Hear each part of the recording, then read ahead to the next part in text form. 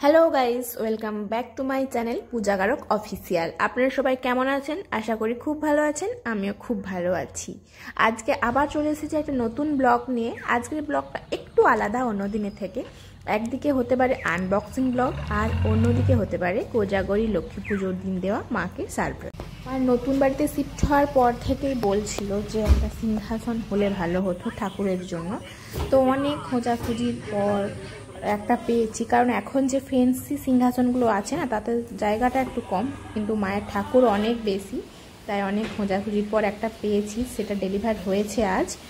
তো এই সময় আমি শুধু ভগবানকে ডাকছিলাম যাতে কোনো কিছু খারাপ যেমন না আসে বা কোনো ফল্ট যেমন না হয়, যেমনটা দেখেছি ঠিক তেমনটাই যেমন আসে, এটাই আশা করছিলাম।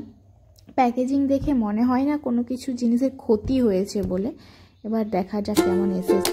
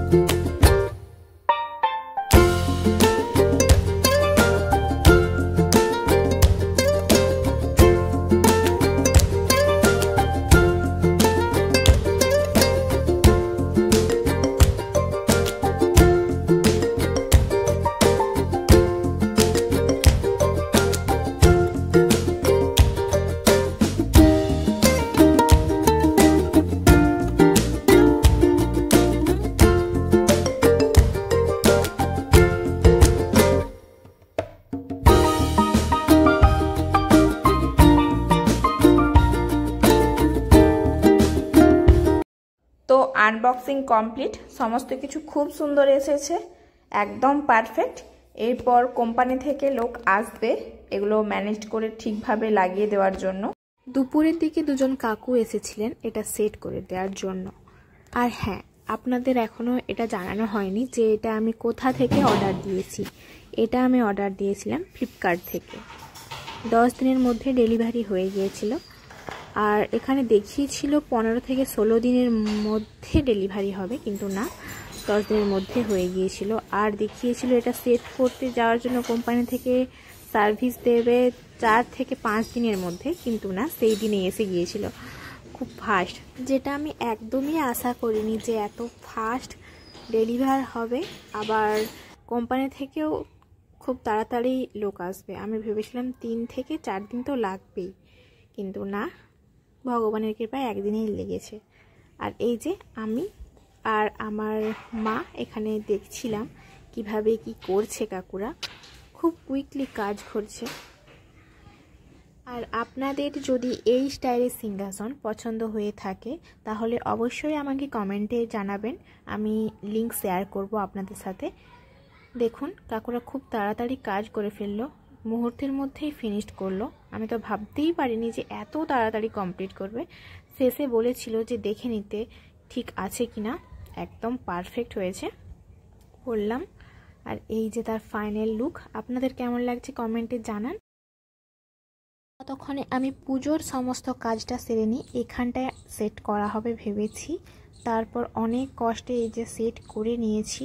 মোছামুছি করার পর মা ঠাকুরগুলোও বসিয়ে নিয়েছে, যেগুলো বাড়ির ঠাকুর। তারপর পুরো বাড়িতে আলপনা দিয়ে নিয়েছিলাম। তারপর কোজাগরী ঠাকুর এই যে পাতা হয়েছে।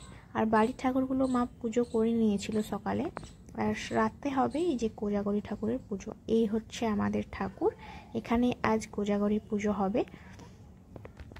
সমস্ত কিছু একদম রেডি, এরপর পুরোহিত মশাই এসে পড়লেই পুজো শুরু হবে।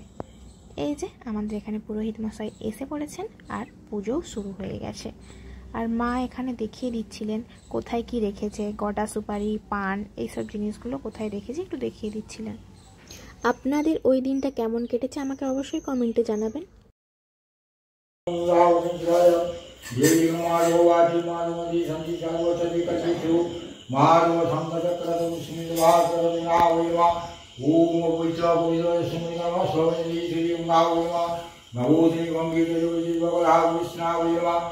পুজো সারা হওয়ার পর খাওয়া দাওয়াটা সারলাম।